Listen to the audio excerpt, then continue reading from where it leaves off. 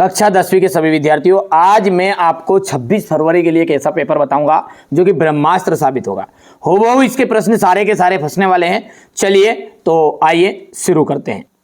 इनमें से कौन सी रबी की फसल है? तो चना। देखो चना जो है ठंड में बोई जाती है और ठंड में जो बोई जाने वाली फसल है ना, उसे अपन कहते हैं रबी की फसल। देश का सबसे पुराना कृत्रिम पत्तन कौन सा है? तो चेन्नई। सीमांत सड़क संगठन की स्थापना की गई थी 1968 में। भविष्यवाणी 2025 के अनुसार कितने लोग जल की नितांत कमी को झेलेंगे? 20 करोड़। सिहली को श्रीलंका में कब राजभाषा घोषित किया गया? 1956 में। पृथ्वी का कितना प्रतिशत भाग जल से घिरा हुआ है? 3/4। ये यहाँ से देख सकते हैं अपन, बढ़िया से इतना हो गया है। इसके बाद में ये क्वेश्चन नंबर 4 रहेगा आपका, देखो ध्यान से, ये छठा रहेगा। मनुष्य का वस्तु निर्माण करने का जो कार्य है वो उद्योग कहलाता है। कपास नए युग का प्रतीक है। जातिवाद पर आधारित सामाजिक विभाजन केवल और केवल हमारे भारत में ही देखने को मिलता है। भारतीय संविधान में भारत को राज्यों का संघ घोषित किया गया। बेल्जियम यूरोप का एक छोटा सा देश है।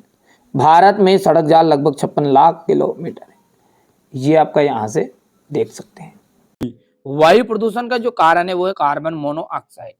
करेंसी जो होती है ना, उसको कहते हैं अपन, कोई से भी देश जो प्रतिघट करती है उसे कहते हैं अपन करेंसी। मोनोऑक्साइड करेंसी देश की सरकार उसे प्रतिघट करती है। चाय का जाएगा असम।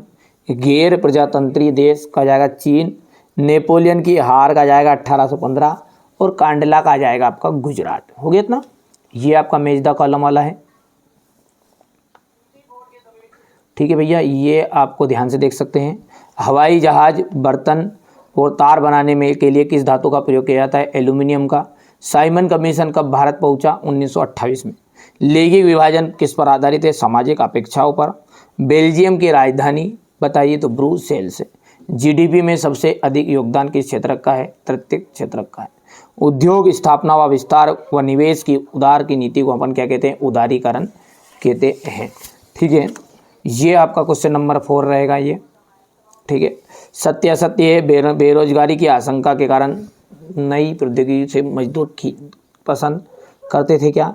नहीं करते थे। भारतीय संघ की कई इकाइयों को बहुत ही कम अधिकार है। भारतीय रेल मार्गों की लंबाई एशिया में सबसे अधिक है। गरिमा और आज़ादी की चाह ही लोकतंत्र का आधार है। भारतीय रेल नेटवर्क में 14 जोन से बांटा गया। यह निष्कर्ष निकालना सही होगा कि जिसे मापा नहीं जा सकता वहाँ महत्व नहीं रखता। ये सत्य रहेगा। ये आपका ट्रू फॉल्स रहेगा। इतना हो गया है। क्वेश्चन नंबर जो 6 है ये आपका देखिए, काली मिट्टी की विशेषताएं बताइए। मृदा अपरदन से क्या तात्पर्य है? समुचित जुताई क्या है? पहाड़ी वाले क्षेत्रों में मृदा अपरदन को रोकथाम के उठाए जाने वाले कदम लिखिएगा। जलोढ़ मिट्टी की विशेषताएं। प्रारंभिक जीविका निर्वाह कृषि तथा वाणिज्यिक कृषि में अंतर स्पष्ट कीजिए। भारत में उगाई जाने वाली मुख्य रेशेदार फसलें कौन कौन सी है? आधारभूत उद्योग से क्या आशय है? वायु प्रदूषण को नियंत्रित करने के उपाय बताइए। सड़क परिवहन के कोई 2 गुण बताइए। राष्ट्रीय राजमार्ग तथा जिला मार्ग के बारे में बताना है। रेल परिवहन की अपेक्षा सड़क परिवहन क्यों महत्वपूर्ण है? बढ़िया से कंप्लीट कर लो, यही प्रश्न आपके सुबह आ रहे हैं, ठीक है। व्यापार से आप क्या समझते हैं? स्थानीय और अंतर्राष्ट्रीय व्यापार में अंतर बताना है आपको। कार्नेला के समाप्त करने के बारे में ब्रिटिश सरकार के फैसले को लिखिएगा। भारतीय अर्थव्यवस्था में महामंदी का प्रभाव आ रहा है, ठीक है।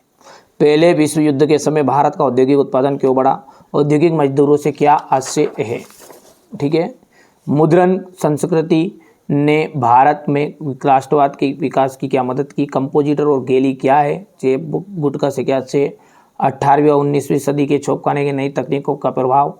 गुटेनबर्ग क्या था? मुद्रण क्रांति में इसका योगदान। प्रारंभिक क्षेत्र की कोई 2 विशेषताएं लिखिएगा। ये देख लीजिएगा। बहुराष्ट्रीय कंपनियां से आप क्या समझते हैं? उदाहरण सहित लिखना है। श्रम कानूनों में लचीलापन कंपनियों की कैसे मदद करेगा? मानव और दूसरे जीवधारी पारिस्थितिक तंत्र में एक महत्वपूर्ण भूमिका निभाते हैं, स्पष्ट कीजिए।